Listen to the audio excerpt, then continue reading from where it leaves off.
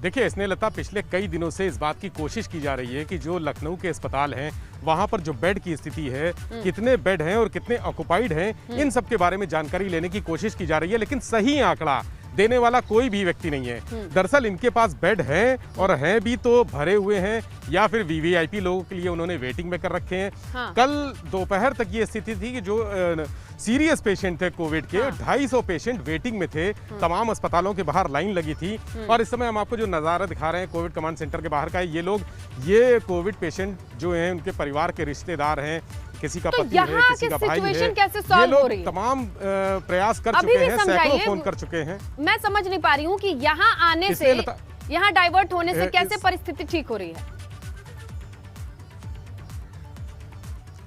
स्नेहलता, जो स्थितियां हैं, देखिए कोई भी जो पेशेंट है, कोविड पेशेंट, अगर घर पे अपने आइसोलेट है या वो निजी अस्पताल में भर्ती है, तो वहाँ से उसको सरकारी अस्पताल में दाखिल करने के लिए, देखिए निजी अस्पताल बहुत महंगे हैं, हर किसी के बस की बात नहीं है। घर में आइसोलेशन में जो लोग हैं, अगर उनकी स्थिति बिगड़ती है, कई बार ऐसा होता है कि उनको उल्टियाँ हो रही हैं, वोमिटिंग हो रही है, खून की उल्टियाँ हो रही हैं, सांस की प्रॉब्लम है और घर में इतनी समस्याएं हैं, इतनी मशीनें नहीं है, इतने उपकरण नहीं है, इसलिए उनको मेडिकेशन के लिए अस्पताल जाना जरूरी है, सरकारी अस्पताल में भर्ती होना जरूरी है। कुछ लोग जो सक्षम हैं वो प्राइवेट अस्पताल में भर्ती हो जाते हैं, लेकिन प्राइवेट अस्पताल में भी 2, 4, 6, 8, 10 दिन के जो तमाम लाखों के बिल बन जाते हैं, उसके बाद उनकी जेब जवाब दे देती है और उनको मजबूरी में सरकारी अस्पताल में भर्ती होना पड़ता है। सरकारी अस्पताल में भर्ती होने की प्रक्रिया यहाँ से शुरू होती है। निजी अस्पताल के डॉक्टर कहते हैं कि आप सीएमओ से एक लेटर लेके आइए कि आपको इस अस्पताल से सरकारी अस्पताल में शिफ्ट किया जाए। उसके लिए जब ये लेटर लाएंगे तब उनको एम्बुलेंस मिलेगी। प्राइवेट एम्बुलेंस कोविड पेशेंट को लेकर नहीं जा रही हैं, सिर्फ सरकारी एम्बुलेंस ही कोविड पेशेंट को ले जाती हैं, और उसमें भी अगर अनुमति यहाँ से नहीं मिलती है तो वो पेशेंट घर में पड़ा पड़ा तड़प रहा है या निजी अस्पताल में तड़प रहा है, या उनके परिवार वाले अपना जो जेवर बेच के या वो लोन लेके, उधार लेके, कर्जे लेकर जो मरीजों को सुविधाएं दिला रहे हैं, उनका इलाज करा रहे हैं। यहाँ जो हमारे सामने खड़े हैं, ये सब उसी तरह के पेशेंट के परिवार के लोग हैं। इनसे हमने बात की, ये लोग 2-2, 3-3 दिन से दौड़ रहे हैं।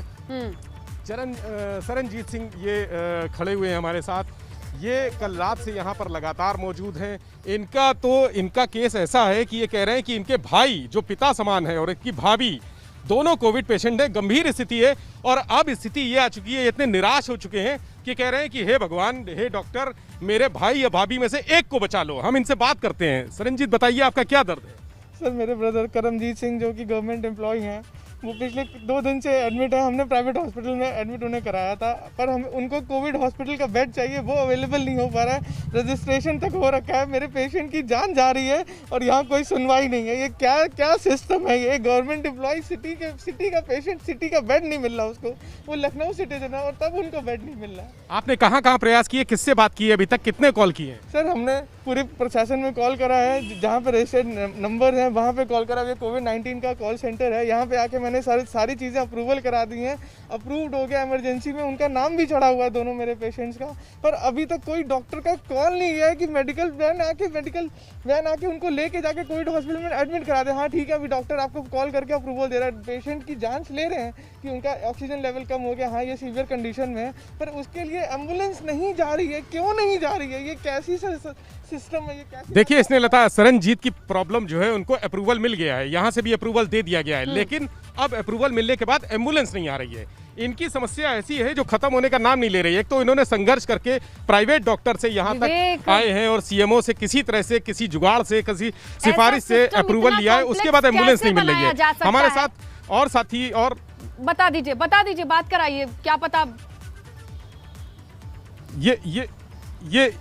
ये कुछ और लोग हैं जो अपनी व्यथा बताएंगे और चौंकाने वाली जानकारियां हैं। आप अपना नाम बताइए। मेरा नाम मयंक है। क्या प्रॉब्लम है मयंक? मेरी मम्मी को कोविड पॉजिटिव की रिपोर्ट आई हुई है। मैं कई कोविड हॉस्पिटल तक जाके वापस आ चुका हूँ। वो कह रहे हैं कि आप पहले सीएमओ से एक लेटर ले आइए, मैं आपका मरीज एडमिट कर लूँगा, लेकिन ये लेटर ही नहीं दे रहे हैं। मैं इनसे आप कब से लेटर के लिए कोशिश कर रहे हैं? मैं लेटर के लिए यहाँ 2 घंटे से खड़ा हुआ हूँ धूप में। आपकी मदर इस समय कहाँ है एडमिट? मेरी मम्मी इस समय घर पर है, मैंने घर पर आइसोलेट कर रखा। ऑक्सीजन लेवल 50 है, मैं घर पे उनको ऑक्सीजन दे रहा हूँ। 50 ऑक्सीजन लेवल है? ऑक्सीजन लेवल है। अब 50 ऑक्सीजन लेवल मैं इनको कई बार बता चुका हूँ, लेकिन ये लोग सुनने को तैयार नहीं है। मुझे इनसे कोई लड़ाई नहीं लड़नी है, मुझे सिर्फ एक। देखिए इनकी मदर भी भर्ती है। आपका क्या नाम है? मेरा नाम सुमन है। कहाँ रहती हैं सुमन? हम निशादगंज में रहते हैं। आज कल से मेरे पास रिपोर्ट है, लेकिन कोई कॉल नहीं जा रही। 50 कॉल कर चुके, कोई रिस्पांस नहीं मिला। यहाँ आई थी कि यहाँ से लेटर लेके जाऊंगी तो कम से कम कोई हॉस्पिटल में मुझे जगह मिल जाएगी सरकारी में। बहुत मैं परेशान हूँ, मैं रात से बैठी हुई हूँ यहाँ पे। आप रात से बैठी हैं, किसी अधिकारी से बात हुई? कोई जो आता है कहता है आपका काम हो जाएगा बेटा, आपका अभी तक कोई काम नहीं हो रहा है। कि मदर की रिपोर्ट पॉजिटिव कब आई है? मेरी कल आई है 3 बजे।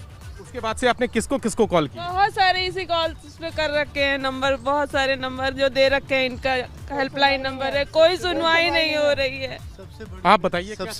सबसे बड़ी व्यथा ये है कि 10 तारीख को रिपोर्ट पॉजिटिव आ गई, आज 16 तारीख हो गई, अब तक हॉस्पिटल अलॉट नहीं कर पाए, एम्बुलेंस का इंतजाम नहीं कर पाए। 10 तारीख को रिपोर्ट पॉजिटिव आई और अभी तक आपका पेशेंट कहाँ है? घर पर है, होम आइसोलेट में। उनका ऑक्सीजन लेवल 80 तक आ चुका है, 75 आ गया था तो ऑक्सीजन लगाया हुआ है। क्या एज है पेशेंट की? 61 एज है। मेरे फादर हैं और उनको हाई बीपी है, शुगर है। अब ऐसे पेशेंट को इनको इंजेक्शन है, स्टेरॉइड, ये सब हम लोग ना घर पे नहीं दे सकते। इसके लिए हॉस्पिटल्स ही होने चाहिए। और इन्होंने ये किया है कि सारे गवर्नमेंट और प्राइवेट हॉस्पिटल्स को अपने अंडर में कर लिया है और सारे बेड्स एक तरफ मर्ज। आपने प्राइवेट हॉस्पिटल में ट्राई किया था? सब ने मुझसे कहा कि बिना हम आपको लेटर के हम लोग एडमिट नहीं करेंगे। प्राइवेट में भी बिना लेटर के एडमिट नहीं कर रहे हैं? एडमिट करेंगे, उनको लेटर चाहिए। बिना लेटर के वो कोई भी एडमिशन नहीं लेंगे, कोई हॉस्पिटल लेने। आप यहाँ पर कब से दौड़ रहे हैं? मैं यहाँ पिछले 2 दिन से दौड़ रहा हूँ और इसके अलावा मैं फ़ोन कर रहा हूँ इनको रेगुलर। ये जब आओ तो कहते हैं फ़ोन पे बात करिए, फ़ोन पे बात करिए, हम आपसे फ़ोन पे बात करेंगे। कल इन्होंने मुझे आश्वासन दे के कहा कि मैं आपको हॉस्पिटल अलॉट कर रहा हूँ और एम्बुलेंस भेज रहा हूँ, लेकिन फिर वही बात, 12 घंटे निकल गए। इस वक्त कल रात से लेकर अब तक करीबन 15-16 घंटे हो गए और कुछ नहीं हुआ। और मैं कहाँ दौड़ूँ, किसके पास जाऊँ, इस प्रदेश के मुखिया को बोलूँ, किसको बोलूँ, नहीं समझ में आता। पोर्टल में आपने अप्लाई किया था? पोर्टल में अप्लाई किया, मैंने ट्विटर पे ट्वीट भी कर दिया, लोगों को, बड़े बड़े पीएमओ को भी ट्वीट किया, लेकिन अभी तक इस पर कुछ एक्शन नहीं हुआ है। आप ये सोचिए क्या हाल है इस वक्त। स्नेहलता, आप स्थितियाँ खुद देख सकती हैं। यहाँ पर लोग रो रहे हैं, सुबह से रो रहे हैं, अपने परिवार के सदस्यों को एक एक सांस के लिए तड़पते हुए देख रहे हैं। किसी तरह से उनको इलाज मिल जाए, किसी तरह से अस्पताल में बेड मिल जाए, लेकिन यहाँ पर दशाएं नहीं सुधर रही हैं। कोविड कमांड सेंटर पे ही सारी यहीं से अनुमति मिलती है, यहीं से जो लेटर मिलेगा, अप्रूवल लेटर मिलेगा, उसके बाद अभी जैसे एक पेशेंट के मरीज के परिवार वाले ने बताया कि अब प्राइवेट अस्पताल में भी उस लेटर की डिमांड है कि बिना उस लेटर के एंट्री नहीं मिलेगी, एडमिशन नहीं होगा। ये लोग मजबूर हैं और भटक रहे हैं 2-2 दिन से, 3-3 दिन से। विवेक, अब ये जो जिस महिला से बात हुई वो रात से यहाँ कहने के लिए बचा ही नहीं, लोगों ने जितना कह दिया बस उतना ही काफी है। माना कि पूरे देश की हालात खराब है, लेकिन उम्मीद तो कोई यही इसी वक्त के लिए सबसे ज्यादा उम्मीद होती है लोगों को कि यहाँ कुछ अलग होगा, लेकिन ऑफिस हो रहा है और एक लेटर के लिए लोग भटक रहे हैं।